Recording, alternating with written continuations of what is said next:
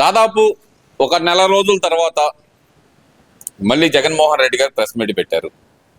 ఏంటంటారు ఇంత gap? Already London నుంచి వచ్చి కూడా 10 రోజులు అవుతుంది. వచ్చిన తర్వాత ప్రెస్ మీట్ పెట్టడానికి ఇంత టైం ఎందుకు తీసుకున్నారనుకోవచ్చు అంటారు? అతను ప్రెస్ మీట్ పెట్టడానికి తగిన కారణాలు అయితే ఏమి లేవండి. ఎందుకు కారణం ఏంటంటే మామూలుగా ప్రస్తుతం పాలిస్తున్న కూటమి ప్రభుత్వం ఎంతో మామూలుగా జనరంజకంగా ప్రజారంజకంగా పరిపాలిస్తుందండి. దానివల్ల అతనికి ప్రభుత్వాన్ని విమర్శించే అవకాశం లేకుండా పోయింది. అతను కల్పించుకొని ప్రెస్ మీట్లు పెట్టి విమర్శించడం తప్ప అతనికి ప్రత్యేక కారణాలు అంటూ ఏమి లేవండి. అందుకనే అతనికి నెల రోజులు గ్యాప్ తీసుకున్నాడని మేము భావిస్తున్నామండి. అంటే ఇక్కడ ప్రధానంగా చూడాల్సింది ఏంటంటే కనుక జగన్మోహన్ రెడ్డి గారు చెప్తున్నారు కదా, ఈ కూటమి ప్రభుత్వం ప్రజారంజకంగా పనిచేయట్లేదు, ముఖ్యంగా రైతులను అయితే కనుక గాలికి వదిలేసింది. మామిడి రైతులు ఇబ్బంది పడుతున్నారు, మొక్కజొన్న రైతులు ఇబ్బంది పడుతున్నారు, వాళ్ళ బాధలు పట్టించుకోకుండా వీళ్ళు స్పెషల్ ఫ్లైట్లో తిరుగుతున్నారు అనే మాట అయితే చెప్తున్నారు కదా, మరి దానికేం చెప్తారు? ఇప్పుడు మామిడి రైతులు ఇబ్బందులు ఉన్నారంటే ఆ మాట ఎందుకంటే ఇప్పుడు ఇరాను అమెరికా యుద్ధంలో మన ఎక్స్పోర్ట్లన్నీ దాదాపు చాలా మటుకి నిలిచిపోయినాయండి. అందరూ అది ఎప్పుడు ఆగిపోద్దానో ఈ కళ్ళతో ఎదురు చూస్తున్నారండి. ఆ యుద్ధం ఆగిపోయి మన భారతదేశం ఇంకా సమగ్ర అభివృద్ధి చెందాలంటే అది ఇమీడియట్గా ఆగిపోవాలండి ఆ యుద్ధం. ఇప్పుడు ఆ యుద్ధం వల్ల చాలా ఉత్పత్తులు, రైతు ఉత్పత్తులు కానీ మామూలుగా కొన్ని ఉత్పత్తులు మన ఇండియాలోనే ఉండిపోయినాయండి. మామూలు ఎగుమతులు లేక మామూలు అక్కడ హార్మోజ్ జలసంధిని మూసివేయడం వల్ల షిప్పులన్నీ మన ఆడ ఆగిపోయి ఉన్నాయండి. ఎగుమతులు కూడా ఆగిపోయి ఉంటాయి. దానివల్ల కొద్దిగా ఇబ్బంది వచ్చిన మాట వాస్తవేనండి. ఆ వార ప్రభుత్వం అతను వాళ్ళకి ఎంతో మద్దతు ధర ఇచ్చి ఎకరాకి ఎంత అని చెప్పి వాళ్ళని ఆదుకుంటుంది. ఇప్పుడు ఈ జగన్ రెడ్డి అతను ప్రభుత్వంలో ఏం చేశాడో, అతను రైతుల్ని ఎంతగా వంచాడో. తుఫాను వస్తే పొలంలో స్టేజీ వేయించుకొని స్టేజీ మీద మాట్లాడిన మహానుభావుడు అండి జగన్ గారు. ఎవరైనా వెళ్ళి రైతుల పొలంలోకి వెళ్ళి రైతులను పరామర్శిస్తారండి. మన జగన్మోహన్ రెడ్డి గారు అయితే ప్రత్యేకంగా స్టేజీ వేయించుకొని మామూలుగా పొలానికి వెళ్ళే మార్గంలో ఉన్న చెట్లన్నిటిని విధ్వంసం చేసి అక్కడ కూడా పరదాలు కట్టించుకొని అక్కడ ప్రత్యేకంగా రైతులను అక్కడికి పిలిపించుకొని మాట్లాడిన మహానుభావుడు అండి జగన్ రెడ్డి గారు. రైతుల గురించి మామూలుగా అసలు రైతుల పేరు పలికే అర్హత జగన్ రెడ్డికి లేదని మేము భావిస్తున్నామండి.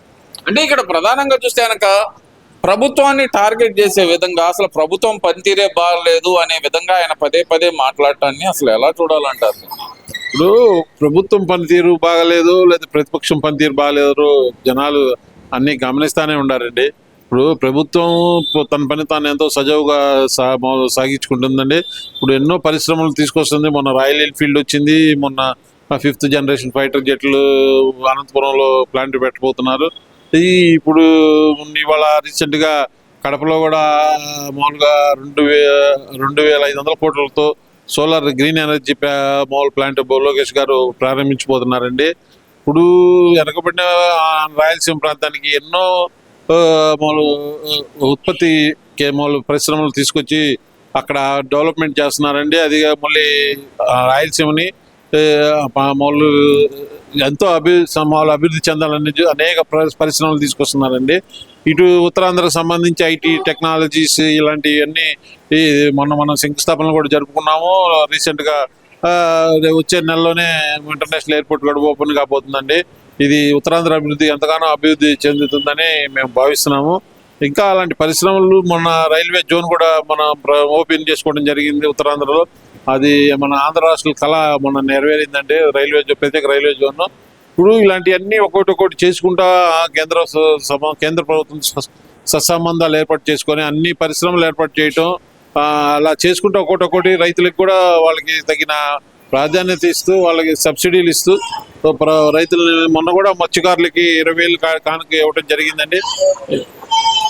ఇలాంటి ఎన్నో కార్యక్రమాలు చేసుకుంటా ఈ ప్రభుత్వం ముందుకెళ్తుందండి. పేదలందరికీ అనేక సంక్షేమ కార్యక్రమాలు అన్ని సూపర్ 6లో భాగంగా స్త్రీశక్తి ఉచిత బస్సు ప్రయాణం కానీ, ఇట్లా మామూలు తల్లికి వందనం కానీ, ఇప్పుడు అన్నదాత సుఖీభవ కానీ, ఇలాంటివన్నీ రాష్ట్రం మామూలు ఆర్థిక సంక్షోభంలో ఉన్నాయి కానీ ఇవన్నీ మామూలు ఇవన్నీ చేసుకుంటూ ఒక్కొక్కటి చేసుకుంటూ ముందుకెళ్తుందండి. జగన్ రెడ్డి ఆంధ్ర రాష్ట్రాన్ని అగాధంలో పడేసినా కానీ ఎట్లా చంద్రబాబు లోకేష్ పవన్ కళ్యాణ్ గారు తన నైపుణ్యంతో ఇవన్నీ చేసుకుంటూ ముందుకెళ్తున్నారని మేము భావిస్తున్నామండి. ఇప్పుడు జగన్మోహన్ రెడ్డి అంటున్నారు కదా, పరిపాలన చేత కాకపోతే అంటే ఏ శాఖల మీద పట్టు లేదు నీకు, ఎవరిని పట్టించుకోవట్లేదు, దిగిపో చంద్రబాబు నాయుడు, ప్రజలు నేను ముఖ్యమంత్రిగా కోరుకోవట్లేదు అని అంటున్నాడు కదండి మరి ఆయన. ఏ శాఖ? ఇప్పుడు మన భారీ పరిశ్రమ శాఖ మంత్రి రామానాయుడు గారు ఉన్నారండి. అతను నిరంతరము ఆ ప్రాజెక్టులను బట్టి సందర్శిస్తూ అక్కడ ఇంజనీర్లు కానీ పని వాళ్ళని కానీ ప్రోత్సహిస్తూ వాళ్ళ పని బాగా ముందుకు పోయేటట్టుగా, పని త్వరగతిన యుద్ధ ప్రాతిపదికన పూర్తయ్యేటట్టుగా చేస్తారు. పోలవరం కానీ ఈ రాయలసీమలో, ప్రకాశం జిల్లాలో, రాయలసీమలో అనేక ప్రాజెక్టులు సత్వరమే పూర్తి అయ్యేటట్లుగా ఆయన తీవ్రంగా కృషి చేస్తున్నారండి. మన ఇప్పుడు రామానాయుడికి కానీ మన అంబటి రాంబాబుకి కానీ మీరు బేరేజ్ వేసుకున్నారంటే, ఏంటంటే ఆయన అంటున్నారు కదా, ఆయన రామానాయుడు కాదు డ్రామానాయుడు అని చెప్పి అంబటి రాంబాబు గారు అంటున్నారు కదా. అవన్నీ తెలుసుకునేంత అమాయకులేం కదండి ఆంధ్ర ప్రజలు. నువ్వు మా రామానాయుడు గారి కాలి కోటికి కూడా నువ్వు సరిపోవని ప్రజలందరూ భావిస్తున్నారు. అతను నిత్యము ప్రజలతో మమేకమైపోతా అతని నియోజకవర్గంలో రాష్ట్రం అంతటా అతనికి ఆర్భాటాలు, నీలాగా ప్రచార ఆర్భాటాలు, ఈ అమ్మాయిల వ్యామోహాలు అయితే అతనికి లేవండి. అతని నిత్య శ్రామికుడు అండి. తెలుగుదేశం పార్టీలో రామానాయుడు గారు పరిశ్రమల భారీ నీటిపారుదల శాఖ మంత్రులుగా రామానాయుడు గారు ఉంటాం మన ఆంధ్ర రాష్ట్రం చేసుకున్న అదృష్టంగా మేము భావిస్తున్నాము. ఇప్పుడు అలాంటి వారిని మనం ప్రోత్సహించాలి కానీ టీఎంసీకి క్యూసీకి నాకు తేడా అర్థం తెలియదు.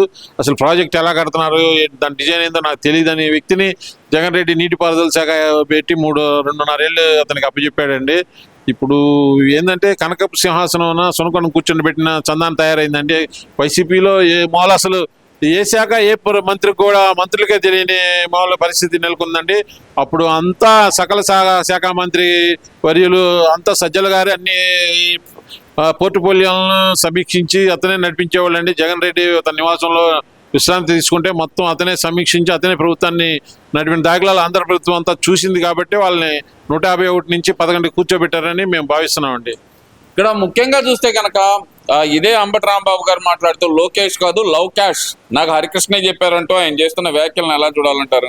హరికృష్ణకి ఈయనకి ఏం సంబంధం అని మేము భావిస్తున్నామండి. ఈ చెప్పే మామూలుగా అంబటి రాంబాబు పోసుకోలు కబుర్లు తప్ప నిజమైన వాస్తవికత బతకాలని మేము భావిస్తున్నామండి. అతను ఏదైనా ఉంటే వాస్తవంగా ప్రజలు ఏమైనా సమస్యలు ఉంటే వాళ్ళ పక్షాన పోరాడి వాళ్ళు నీతి నిజాయితీతో సమస్యలు ప్రభుత్వం దృష్టికి తీసుకెళ్లాలని, అలా కాకుండా జగన్ రెడ్డి దృష్టిలో పడాలి, మళ్ళీ నాకు సీటు రావాలి, మళ్ళీ నేను మంత్రిని అవ్వాలన్న దురుద్దేశంతో అనేక అభూత కల్పనలు ప్రచారం చేస్తున్నాడండి అంబటి రాంబాబు. అతనికి గతంలో జరిగిన సన్మానానికి మళ్ళీ అతను అర్హుడిగా మేము భావిస్తున్నామండి. గుంటూరు గల్లా మాధవి గారి చేతిలో అతనికి జరిగిన సన్మానం మరోసారి జరగాలని భావిస్తున్నట్టు మేము భావిస్తున్నామండి. ఎందుకంటారు పదే రెచ్చగొట్టే వ్యాఖ్యలు మానుకోలేకపోవడం ఎలా చూడాలంటారు వీళ్ళందరూ? ఏం లేదండి, అలాగా రెచ్చగొట్టి బూతులు తిట్టే వాళ్ళంటేనే మా జగన్ రెడ్డికి అత్యంత ప్రీతి అండి. అలాంటి వాటికి అతను సీట్లు ఇచ్చి నిధులు ఇచ్చి ప్రోత్సహిస్తాడు కాబట్టి అంబటి రాంబాబు నిరంతరం ఎంతో శ్రమతో పనిచేస్తున్న లోకేష్ గారిని కానీ మామూలుగా చంద్రబాబు నాయుడు గారు కానీ డిప్యూటీ సీఎం పవన్ కళ్యాణ్ గారిని అతను నిత్యం విమర్శిస్తున్నాడండి. కాదు అవసరమైతే అతను కులాల కంప్యూటర్లు కూడా ట్రై చేస్తూ ఉంటాడు. అతని స్వభావం ఏందో ఆంధ్రప్రదేశ్ ప్రజలకు తెలుసు, గుంటూరు పశ్చిమ నియోజకవర్గ ప్రజలకు తెలుసు అని మేము భావిస్తున్నామండి. థ్యాంక్స్.